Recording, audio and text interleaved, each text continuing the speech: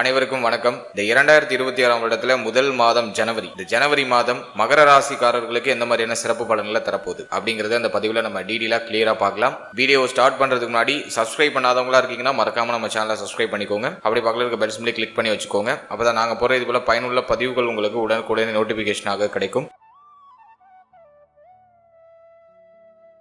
இப்போ இந்த ஜனவரி 2026 மகர ராசிக்காரர்களுக்கு எப்படி இருக்கு அப்படின்னு நம்ம ரிசர்ச் பண்ணி பார்க்கும்போது இந்த மாதத்துல பிளானட்டரி பொசிஷன் நம்ம அனலைஸ் பண்ணோம்னாக்கா நம்முடைய ராசிக்கு 12ஆம் இடத்துலயும் நம்முடைய ராசி மேலையும் மாத கிரகங்கள் எல்லாம் டிராவல் பண்ண போகுது. இந்த மாதத்தோட ஃபர்ஸ்ட் ஹாஃப்ல நம்முடைய ராசிக்கு 12ஆம் இடத்துல மாத கிரகங்களாகிய சூரியன், சுக்கிரன், செவ்வாய், புதன் இந்த கிரகங்கள் எல்லாம் இருக்கும். மாதத்தோட செகண்ட் ஹாஃப்ல நம்முடைய ராசி மேலேயே சஞ்சாரம் செய்ய இருக்காங்க இந்த மாத கிரகங்கள் எல்லாருமே. இந்த மாதத்தை பொறுத்த வரைக்கும் யோகாதிபதிகள்லாம் ஒன்னு சேர்றாங்க. 9ஆம் அதிபதியாகிய புதன், 4-11 அதிபதியாகிய செவ்வாய், 5-10 அதிபதியாகிய சுக்கிரன்.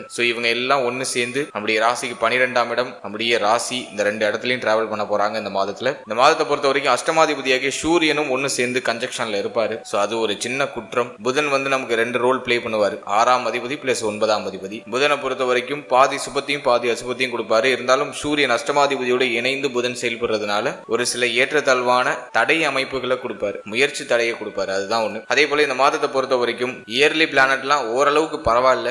வருட கிரகங்கள் எல்லாம் பார்த்தோம்னா நம்முடைய ராசிக்கு 2ல ராகு, 8ல கேது. இது கொஞ்சம் டல்லான அமைப்பு தான். 3ஆம் இடத்துல சனி ஓரளவுக்கு சாதகமா இருக்காரு. 6ஆம் இடத்துல குரு நமக்கு 3-12க்கு ஆதிபத்தியம் பெற்ற ஒரு விசேஷ ஆதிபத்தியம் இல்லாத ஒரு கிரகம். அவர் 6ஆம் இடத்துல இருக்கிறது நமக்கு நல்லதுதான். இதுதான் இந்த ஜனவரி மாதத்துக்கான பிளானட்டரி பொசிஷன். இப்போ அந்த ஜனவரி மாத ராசி பலன்களை நம்ம டீடெயிலா கிளியரா பார்க்கலாம். முதலாவது அந்த மாதத்தை பொறுத்த வரைக்கும் மாதத்தோட பிகினிங்ல மாத கிரகங்கள் எல்லாம் 12ஆம் இடத்துல ஒன்னு சேருது. இது திடீர் வாய்ப்புகளை நிறைய கொடுக்கும்.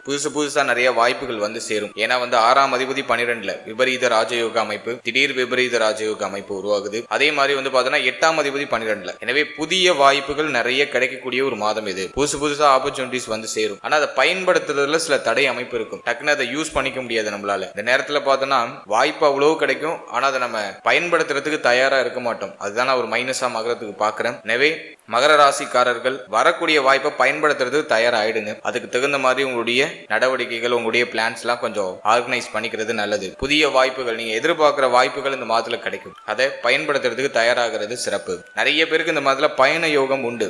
ஜனவரி ஸ்டார்டிங்லேயே நிறைய பேர் பயணம் பண்ணுவாங்க. வெளியூர், வெளி மாநிலம், வெளிநாடுன்னு சொல்லிட்டு பயண யோகத்தை இந்த மாதத்துல அனுபவிக்கிறதுக்கான வாய்ப்பு அதிகபட்சமா இருக்கு. ரொம்ப நாளா அப்ராட் பிளான் பண்றீங்கன்னா இந்த மாதத்துல அது கிளிக் ஆயிடும். நிறைய பேர் இந்த மாதத்துல முதல் 15 நாட்களுக்குள்ள வெளிநாடு சார்ந்த விஷயங்கள்ல ஆதாயம், பயணம் இதெல்லாம் சிறப்பா அமையுது. அடுத்து விரய ஸ்தானத்துல பாகியாதிபதி, பஞ்சமாதிபதி, 4-11 அதிபதியாகிய செவ்வாய் எல்லாம் ஒன்னு சேர்ந்து இருக்காங்க. இந்த காம்பினேஷனை பொறுத்த வரைக்கும் முதல் 15 நாள் கடுமையான விரய செலவு இருக்கும். அதுல மாற்றுக்கிறதே கிடையாது. செலவை கண்ட்ரோல் பண்ணவே முடியாது. பொருளாதார ரீதியா சில நெருக்கடி அமைப்பு முதல் 15 நாள்ல இருக்கும். பண தேவை அதிகமா இருக்கும். பணம் சார்ந்த சிந்தனை அதிகமா இருக்கும் மகரத்துக்கு. எனவே பணத்தை கொஞ்சம் சரியா ஹேண்டில் பண்றது நல்லது. வரக்கூடிய பொருளாதாரத்தை கரெக்டா ஷெட்யூல் பண்ணிக்கணும். பிளான் பண்ணி எல்லாத்தையும் எதுக்கு எவ்வளவு பட்ஜெட் ஒதுக்கணுமோ அதுக்கு தகுந்த மாதிரி பொருளாதாரத்தை பிரிச்சு செயல்படுத்துறது நல்லது. ஏன்னா அந்த நேரத்துல பணம் ஏதோ ஒரு விஷயத்துல மொத்தமா போய் முடங்குற மாதிரியான ஒரு அமைப்பு வருது. அதனால எல்லாத்தையும் ஒரே இடத்துல முடக்கிடாம கொஞ்சம் எல்லாத்தையும் ஷெட்யூல் பண்ணி எதுக்கு எவ்வளவு பட்ஜெட் ஒதுக்கணுமோ அதை கரெக்டா பிரிச்சு பகுப்பாய்வு செய்து செயல்படுறது ரொம்ப நல்லது. எனவே பொருளாதாரம் சார்ந்த விஷயங்கள சற்று கவனம் தேவை. கொடுத்தல் வாங்கல் சார்ந்த விஷயங்கள கவனமா இருக்கணும். அதே மாதிரி தாய், தந்தை இவர்களால சில விரைய செலவுகள் இந்த மாதத்துல உண்டு. அல்லது தாய் வழி உறவு அல்லது தந்தை வழி உறவு இவர்களாலையும் இந்த மாதத்துல ஒரு சில சுப விரைய செலவு உண்டு. மேலும் இந்த மாதத்துல ஒரு சிலருக்கு மருத்துவ செலவு கொஞ்சம் இருக்கிற மாதிரி ஃபீல் ஆகும். ஏன்னா 12ஆம் இடத்தை 6ஆம் அதிபதி, 8ஆம் அதிபதி எல்லாம் ஏற்கிறாங்க. எனவே கொஞ்சம் மருத்துவ செலவு இந்த மாதத்துல சற்றே அதிகமா இருக்கிற மாதிரி ஒரு ஃபீல்னஸ் கொடுக்கும். அடுத்தது இந்த மாதத்தை பொறுத்த வரைக்கும் பிள்ளைகளால செலவு, குழந்தை பாக்கியத்துக்கு செலவு செய்யறது. மாதத்தோட முதல் 15 நாள்ல குழந்தை பாக்கியத்துக்கான அந்த முயற்சி, அது சார்ந்த வகையில செலவு, அந்த மெடிக்கல் நீட்ஸ்ல இந்த மாதத்துல அற்புதமா எடுத்துப்பீங்க. புத்திர பாக்கியம் இந்த மாதத்துல உண்டான செகண்ட் ஹாஃப்ல ஒரு நல்ல ரிசல்ட் உண்டு. முதல் 15 நாள்ல மெடிக்கல் செக்அப், புத்திர பாக்கியம் சார்ந்த வகையில ஒரு சில மருத்துவ பரிசோதனை மேற்கொண்டு ஒரு சில செலவுகளை செய்வீங்க. மாதத்தோட செகண்ட் ஹாஃப் 15ஆம் தேதிக்கு பிறகு குழந்தை பாக்கியத்துல ஒரு நல்ல செய்தி கிடைக்கும். 90% நிறைய பேருக்கு நல்ல செய்தி கிடைக்கும். ஏன் அப்படின்னாக்கா சுக்கிரன், பஞ்சமாதிபதியாகிய சுக்கிரன் ஜென்மத்துக்கு வந்துருவாரு. எனவே இந்த மாதத்துல 15ஆம் தேதிக்கு பிறகு நிறைய பேருக்கு குழந்தை பாக்கியத்துல சுப செய்தி கிடைக்கும். அடுத்தது பிள்ளைகள் சார்ந்த விஷயங்களை பொறுத்த வரைக்கும் ஃபர்ஸ்ட் ஹாஃப்ல நிறைய செலவு இருக்கும். பிள்ளைகளுக்கு தொடர்ச்சியாக விரைய செலவு இருக்கும். பிள்ளைகள் வழியில சுப விரைய செலவு அதிகமா இருக்கிற மாதிரி ஒரு ஃபீல்னஸை கொடுத்துரும். பிள்ளைகளுக்காக ஒரு சில பயணங்களை மேற்கொள்ளக்கூடிய சூழ்நிலைகள் உருவாகும். ஸோ இதெல்லாம் வந்து நம்ம ஒரு பாசிட்டிவா பார்க்குறோம். பண தேவை பிள்ளைகள் சார்ந்த வகையில சற்று அதிகமா இருக்கும். அதனால வந்து உங்களுடைய பிள்ளைகள் படிச்சுட்டு இருக்காங்கன்னா அதுக்கு தகுந்த மாதிரி உங்களோட பிளான்லாம் வச்சுக்கோங்க. படிச்சுட்டு இருக்காங்க, அடுத்த கட்டத்துக்கு நீங்க ஒரு முடிவு எடுக்கிறீங்க, மாற்றம் பண்ண போறீங்க அப்படின்னாக்கா அதுக்கு தகுந்த மாதிரி உங்க பொருளாதாரத்தை சரியா அலைன் பண்ணி வச்சுக்கிறது நல்லது. ஆனா செகண்ட் ஹாஃப்ல பிள்ளைகளுடைய ஆதரவு உண்டு, பிள்ளைகளால ஒரு வகையில ஆதாயம் உண்டு. மேலும் பிள்ளைகளுடைய தேக ஆரோக்கியத்திலும் சற்று அக்கறை எடுத்துக்கணும். ஏன் அப்படின்னா அஷ்டமாதிபதி ருணரோக சத்துரு ஸ்தானாதிபதி இந்த கிரகங்களோட பஞ்சமாதிபதி இணைஞ்சிருக்காரு. எனவே சின்ன சின்ன வருத்தங்களையும் கொடுக்கும் சேர்த்து பிள்ளைகளால ஒரு மாதிரி கொஞ்சம் பிரஷரான அமைப்பு, மன உளைச்சல், அது மட்டும் இல்லாம பிள்ளையுடைய தேக ஆரோக்கியத்துல கொஞ்சம் அக்கறை எடுத்துக்கணும். பிள்ளையுடைய தேக ஆரோக்கியத்துல ஒரு சில சோதனைகளை கொடுத்து விளக்கலாம். ஏன்னா அந்த கிரக கூட்டணி அப்படி வருது. பிள்ளைகள் சார்ந்த சிந்தனை மாதத்தோட செகண்ட் ஹாஃப்ல அதிகமா இருக்கும். எனவே பிள்ளைகளுக்கு ஏற்றம் உண்டு, இருந்தாலும் சற்று கவனமா செயல்படணும். பிள்ளைகள் சார்ந்த விஷயம், பிள்ளைகளுடைய அந்த உறவு நிலை இதுல கொஞ்சம் கவனமா இருக்கணும். ஏன்னா வந்து இந்த மாதத்துல வந்து செவ்வாய் வந்து உச்சமாயிடுவாரு. அது உங்களுடைய ராசி மேலேயே வந்து உச்சமாகிறாரு. அதனால கோபமான வார்த்தைகள், கோப உணர்வுகள் இதெல்லாம் அதிகமா தூண்டப்படலாம். எனவே சற்று கவனமா இருக்கிறது நல்லது. மற்றபடி இந்த மாதத்தை பொறுத்த வரைக்கும் பிள்ளைகள் சார்ந்த வகையில விரைய செலவு உண்டு. பிள்ளைகளுக்கு ஒரு நல்ல மாற்றம் உண்டு. பிள்ளைகளுக்கு ஒரு சுப மாற்றம் செய்யறதுக்கான அந்த முயற்சிகளை செய்வீங்க. சோ இதெல்லாம் நம்ம வந்து ஒரு பாசிட்டிவா பாக்குறோம். அடுத்தது ஃபேமிலி நம்ம எடுத்து பார்க்கும்போது 2ஆம் இடத்துல ராகு, குடும்பத்துல ஒரு மாதிரி வருத்த அமைப்பு இருக்கு. குடும்பத்துல சுமை அமைப்பை கொடுத்துட்டு ராகு, செகண்ட் ஹவுஸ்ல இருக்கிற ராகு குடும்பத்துல ஒரு மாதிரி மன நிம்மதி இல்ல, ஏதோ ஒரு மாதிரி ரொம்ப நெருக்கடியா இருக்கிற மாதிரி ஒரு ஃபீலா இருக்கு அப்படிங்கிற மாதிரியான ஒரு உணர்வை கொடுத்துரும். 2ஆம் அதிபதியும் 3ஆம் இடத்துல மறைஞ்சிட்டாரு. குடும்பத்துல ஒரு சின்ன சின்ன மாற்றங்கள் தொடர்ச்சியா இருந்துகிட்டே இருக்கும். ஃபேமிலி வந்து ஒரு நிலையா இருக்காது, தொடர்ச்சியா ஒரு மாற்றங்களை சந்திச்சுக்கிட்டே இருக்கும். குடும்பத்துல அந்த வாக்குவாதங்களை கொஞ்சம் அவாய்ட் பண்ணிக்கிறது நல்லது. இந்த மாதத்துல காரசாரமான வாக்குவாதங்கள் ஏதாச்சும் வரலாம். ஏன் அப்படின்னா ஜென்மத்துல செவ்வாய் வந்து உச்சமாயிடுவாரு. மாதத்தோட செகண்ட் ஹாஃப்ல கொஞ்சம் கவனமா இருக்கணும். இந்த உச்ச செவ்வாய் என்ன பண்ணுனாக்கா கோப உணர்வை தூண்டி ரொம்ப உணர்ச்சி வசப்பட வச்சு காரசாரமான வார்த்தைகளை உபயோகப்படுத்த வச்சிரும். 2ல இருக்கிற ராகு பேச்சுல நிதானம் இல்லாம பேசுறதுக்கு வாய்ப்பு இருக்கு. நல்ல மகரம், நான் கொடுக்குற ஒரு வார்னிங் என்னதுன்னா உடைய வார்த்தைகள்ல நிதானமா இருங்க. ஆல்ரெடியே நிறைய பேர் அனுபவப்பட்டிருப்பீங்க. 2025 நமக்கு நிறைய அனுபவ பாடங்களை கொடுத்துருக்கு. வாயை கொடுத்து நிறைய விஷயங்களை மாட்டி ஏண்டா பேசணும் இந்த இடத்துல அப்படிங்கிற மாதிரியான ஒரு உணர்வை நமக்கு தூண்டி இருக்கும். இந்த மாதத்தை பொறுத்த வரைக்கும் உங்களுடைய வார்த்தைகளை புடுங்கிறதுக்கு நிறைய பேர் தயாரா இருப்பாங்க. வார்த்தையை மட்டும் விட்டுறாம வார்த்தைகள்ல ஒரு நிதானம், கவனம் அப்படிங்கிறது நிச்சயமா இருக்கணும். குறிப்பா ஃபேமிலி மெம்பர்ஸோட வாக்குவாதம் இல்லாம அவாய்ட் பண்ணி குடும்ப உறுப்பினர்களை அனுசரிச்சு செயல்படுறது ரொம்ப நல்லது. அதே போல குடும்பத்துக்குள்ள குடுத்தல் வாங்கல்லாம் இல்லாம பாத்துக்கோங்க. ஃபேமிலிக்குள்ள இந்த குடுத்தல் வாங்கல் இருந்துச்சுன்னா அது சில வருத்தத்தை கொடுக்கும், சில சிரமத்தை கொடுத்துரும், சில குழப்ப அமைப்புகளை கொடுத்துரும். குடும்ப உறுப்பினர்களுக்குள்ள குடுத்தல் வாங்கல்லாம் கொஞ்சம் அவாய்ட் பண்ணிக்கிறது நல்லது. அடுத்தது நீங்க ஒரு சீனியர் சிட்டிசனா இருக்கீங்க அப்படின்னா உங்களுடைய நேத்திரம், கண் சம்பந்தமான விஷயங்களை கவனமா இருக்கணும். இந்த நேரத்தில் கண் சம்பந்தமான உபாதைகள் வரலாம். எனவே நீங்க வந்து ஒரு 60 வயதை கடந்தவரா இருக்கீங்க அப்படின்னா உங்களுடைய கண் சம்பந்தமான விஷயங்களை சற்று கவனமா இருக்கணும். ஒரு சிலருக்கு இந்த கண்ணாடி போட்டிருப்பாங்க, அந்த கண்ணாடியை சேஞ்ச் பண்ண வேண்டிய சூழ்நிலை வரலாம். கண் பல் உபாதை வராம பாத்துக்கோங்க. அது வந்து இந்த மாதத்துல கொஞ்சம் மைனஸா இருக்கு. அல்ல அந்த உபாதைகள் வராம உங்களை பராமரிச்சுக்கிறது நல்லது. அடுத்து திருமண முயற்சி, திருமண வாழ்க்கை இதெல்லாம் நம்ம ரிசர்ச் பண்ணி பார்க்கும்போது இந்த மாதம் திருமண முயற்சி அந்த சிந்தனையை வந்து தூண்டும். ஃபேமிலியில் அந்த பேச்சுவார்த்தையெல்லாம் எடுக்க ஆரம்பிப்பாங்க. பட் ரொம்ப சூப்பர் டூப்பா இருக்குன்னு சொல்ல முடியல, ரொம்ப நல்லா இருக்குன்னு சொல்ல முடியல. குருபலமே உங்களுக்கு வந்து மே மாசத்துக்கு பிறகுதான் வருது. இப்போ சுக்கிரன் வந்து உங்களுக்கு ஜென்மஸ்தானத்துக்கு வர்றது ரொம்ப நல்லது. அதே போல வந்து பார்த்தோன்னா செவ்வாய் வந்து உங்களுக்கு ஜென்மஸ்தானத்துல உச்சமாகிறது ரொம்ப நல்லது. ஸோ அந்த திருமண முயற்சிகளை செய்ய வைக்கும். பட் ரிசல்ட் அப்படிங்கிறது மே மாசத்துக்கு பிறகு நல்ல ரிசல்ட் எதிர்பார்க்கலாம். இப்போதைக்கு அந்த முயற்சிகளை செய்யலாம். ஒரு சிலருக்கு தடை தாமதத்தோட சுப செய்தி கிடைக்கும். ஆனா அதுவுமே ரொம்ப மல்லு கட்டி நகர்த்த வேண்டிய ஒரு சூழ்நிலை வரும். குடும்ப உறுப்பினர்கள் திருமண முயற்சிக்கு சரியா சப்போர்ட் பண்ண மாட்டாங்க. ஸோ அதுதான் வந்து ஒரு மைனஸான விஷயம். அப்படின்னா ஃபேமிலி சப்போர்ட் பண்ணா உங்களுக்கு அதுல இன்ட்ரெஸ்ட் இல்லாம இருக்கும். இப்படி ஒரு மாதிரி இன்டர்சேஞ்ச் பண்ணி விட்டுரும் இந்த கிரக அமைப்பு. எனவே இந்த மாதத்தை பொறுத்த வரைக்கும் திருமண முயற்சிக்கு ரொம்ப சூப்பரா ஃபேவரா இருக்குன்னு சொல்ல முடியல. பட் பரவாயில்ல, ட்ரை பண்ணலாம் அப்படிங்கிற மாதிரி இருக்கு. அடுத்தது நம்ம பாக்குறது திருமண வாழ்க்கை. திருமண வாழ்க்கையை பொறுத்த வரைக்கும் ஃபர்ஸ்ட் ஹாஃப் கொஞ்சம் பரவாயில்ல, முதல் 15 நாள் கொஞ்சம் பரவாயில்ல, வாழ்க்கை துணையுடைய ஒத்துழைப்பு ஆறுதல் எல்லாம் கிடைக்குது. செகண்ட் ஹாஃப்ல கொஞ்சம் கூடுதல் கவனமா இருக்கணும். உச்ச செவ்வாயுடைய பார்வை உங்களுக்கு 7ஆம் இடத்துல இருக்கும். அஷ்டமாதிபதி பார்வை 7ஆம் இடத்துல இருக்கும். அஷ்டமஸ்தானத்துல ஆல்ரெடி கேது. இந்த காம்பினேஷன்லாம் வச்சு பார்க்கும்போது மன வாழ்க்கையில சற்று கவனம், அக்கறை, பொறுமை, நிதானம் எடுத்துக்கணும். வாழ்க்கை தன்னுடைய தேக ஆரோக்கியத்துல அக்கறை எடுத்துக்கணும். வாழ்க்கை தன்னுடைய உறவு நிலையில அக்கறை எடுத்துக்கணும். வாழ்க்கை துணையோட அடிக்கடி கருத்து போராட்டம் வரதுக்கு வாய்ப்பு இருக்கு. குறிப்பா பொருளாதாரம் சார்ந்த கருத்து போராட்டம் வரதுக்கு வாய்ப்பு அதிகபட்சமா இருக்கு. எனவே வாழ்க்கை துணை சார்ந்த விஷயம், வாழ்க்கையினுடைய தேக ஆரோக்கியம் சார்ந்த விஷயம், இதில் எல்லாம் சற்று அக்கறை எடுத்துக்கிறது ரொம்ப நல்லது.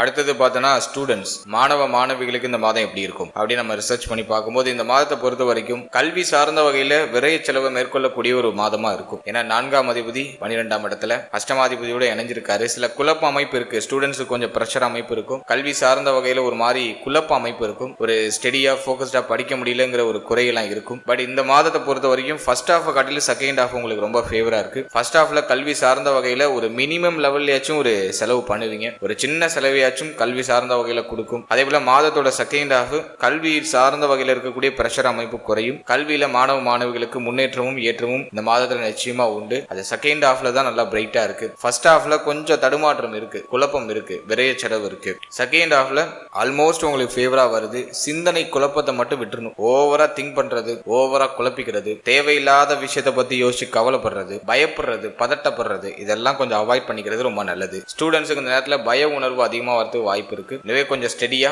உங்களுடைய ஃபோக்கஸை வந்து உங்களுடைய ஸ்டெடி மேல வைக்கிறது ரொம்ப நல்லது. மற்றபடி இந்த மாதத்துல ஃபர்ஸ்ட் ஹாஃப் காட்டிலும் செகண்ட் ஹாஃப் உங்களுக்கு ஆல்மோஸ்ட் ஃபேவரா இருக்கு. உங்களுடைய முயற்சிகள் வெற்றியை கொடுக்கும்.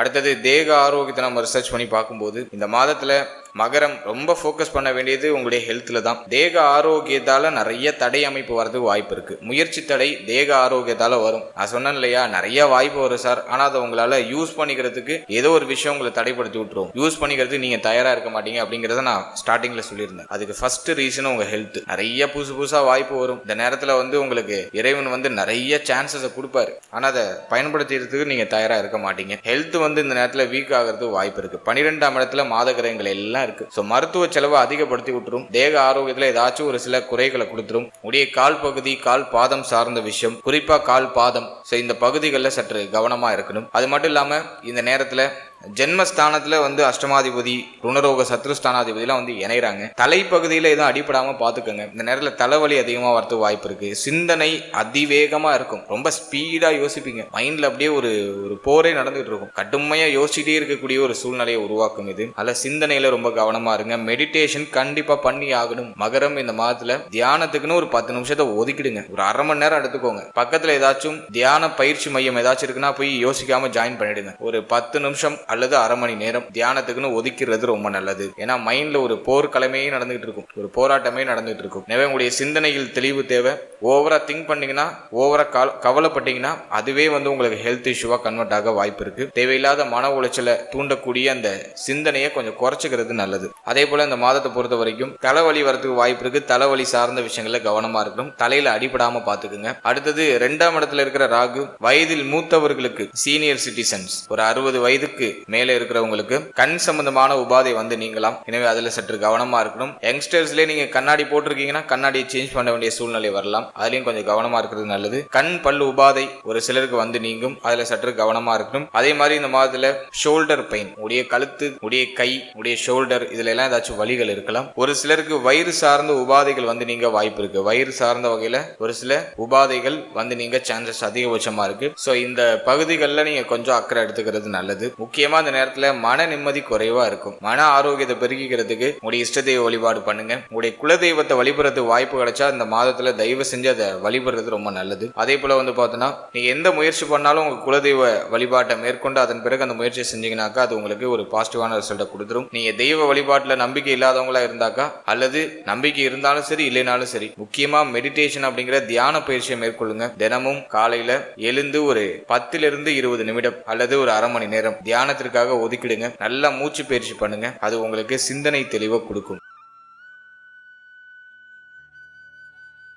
அடுத்ததாக இந்த மாதத்துல உங்களுக்கு சந்திராஷ்டம தினங்கள் எந்தெந்த நாட்கள்ல வருது. இந்த ஜனவரியில மகரத்துக்கு சந்திராஷ்டம தினம் எப்போ அப்படின்னு நம்ம பார்க்கும்போது 6ஆம் தேதி, 7ஆம் தேதி, 8ஆம் தேதி இந்த தேதிகள் உங்களுக்கு சந்திராஷ்டம தினமா வருது. இந்த தேதிகள்ல முக்கிய முடிவு, முக்கிய மாற்றம், புதிய முயற்சி இதெல்லாம் கொஞ்சம் அவாய்ட் பண்ணிக்கணும். அது வந்து கொஞ்சம் பாசிட்டிவான ரிசல்ட்டை கொடுக்கறது வாய்ப்பு குறைவு. எனவே 6, 7, 8 இந்த தேதிகள்ல புதிய முயற்சி, புதிய மாற்றம், முக்கிய முடிவு இதெல்லாம் கொஞ்சம் அவாய்ட் பண்ணிட்டு இந்த நேரத்துல முக்கியமா தியான பயிற்சி அதிகமா மேற்கொள்றது ரொம்ப நல்லது. சிந்தனை குழப்பம் வரலாம். சிந்தனையில தெளிவு வரணும் அப்படின்னாக்கா தியான பயிற்சியை மேற்கொள்ளுங்க. ஓவராலா அந்த ஜனவரியை பொறுத்த வரைக்கும் மகரத்துக்கு ஒரு மாதிரி கொஞ்சம் விறுவிறுப்பா சிந்தனை வேகத்தோட செயல்படக்கூடிய ஒரு மாதமா இருக்கும். மைண்ட்ல ஒரு போர்க்களம் நடக்கும், ஸ்பீடா யோசிப்பீங்க, ஒரு விவேகமான சிந்தனை ஓட்டம் இருக்கும். அதை கொஞ்சம் நம்ம நியூட்ரலைஸ் பண்ணி பொறுமையை கடைபிடித்து செயல்படுறது உங்களுக்கு வெற்றியை கொடுக்கும். அவசரப்படாம செயல்பட்டீங்கனாலே இந்த மாதத்துல உங்களுக்கு ஒரு 90% வெற்றி உறுதி. வாழ்த்துக்கள். இப்போ நீங்க இது வரைக்கும் பார்த்தது ஒரு பொதுவான கோச்சார பலன். இது உங்களுடைய ஜனனகால ஜாதகத்தில் இருக்கக்கூடிய கிரக நிலைகள், தசா புக்தி அந்தரம் இதை பொறுத்து சற்று மாறுபடும். எனவே 100% பலன்களை உறுதிப்படுத்திக்கிறதுக்கு உங்களுடைய ஜனனகால ஜாதகத்துல கிரக நிலைகள் எப்படி இருக்கு, உங்க லக்னத்துக்கு யோகருடைய தசை நடக்குதா, அவயோகருடைய தசை நடக்குதா அப்படிங்கறதெல்லாம் கொஞ்சம் அனலைஸ் பண்ணி, பாதகாதிபதி மாரகாதிபதி தசை புத்திகள் ஏதாச்சும் கிராஸ் ஆகுதா இதெல்லாம் பார்த்து அதோட இந்த கோச்சாரத்தை நம்ம சூப்பர் கம்போஸ் பண்ணி பார்க்கும்போது இன்னும் நமக்கு ஒரு தெளிவான ஒரு கிளாரிட்டி அப்படிங்கிறது கிடைக்கும். எனவே இந்த பலன்கள் ஒரு 30% உங்களுக்கு பொருந்தி வந்தாலே பெரிய விஷயம். 100% பலன்களுக்கு உங்களுடைய ஜனனகால ஜாதகத்தையும் இந்த கோச்சாரத்தையும் சூப்பர் கம்போஸ் பண்ணும்போது ஒரு தெளிவு உங்களுக்கு கிடைக்கும். மேலும் நம்முடைய சேனல்ல இதுக்கு முன்னாடி புத்தாண்டு சிறப்பு பலன்கள்லாம் ராசிக்கும் நட்சத்திரத்துக்கும் ரெண்டுக்குமே கிளியரா ரிலீஸ் பண்ணியிருக்கோம். ஸோ அந்த பதிவுக்கான லிங்கை நான் டிஸ்கிரிப்ஷன்ல கொடுக்குறேன். டைம் இருக்கும்போது செக் பண்ணி பாருங்க. அந்த பிளேலிஸ்ட் கொடுக்குறேன், டைம் இருக்கும்போது அதையும் செக் பண்ணி பாருங்க. அதுலயும் உங்களுக்கு ஒரு கிளாரிட்டி கிடைக்கும். அதே போல நம்முடைய சேனல்ல 12 ராசி, 12 லக்னம், 27 நட்சத்திரம் இதுக்கான ஜெனரல் ப்ரெடிக்ஷன் அப்படிங்கிறது கொடுத்துருக்கோம். உங்களை பற்றிய, உங்களுடைய வாழ்க்கை பற்றிய ஒரு தெளிவு புரிதல் அந்த பதிவின் அடிப்படையில் உங்களுக்கு கிடைக்கும். ஸோ டைம் இருக்கும்போது அதையும் செக் பண்ணி பாருங்க. அந்த வீடியோக்கான லிங்க் எல்லாம் டிஸ்கிரிப்ஷன்ல இருக்கு.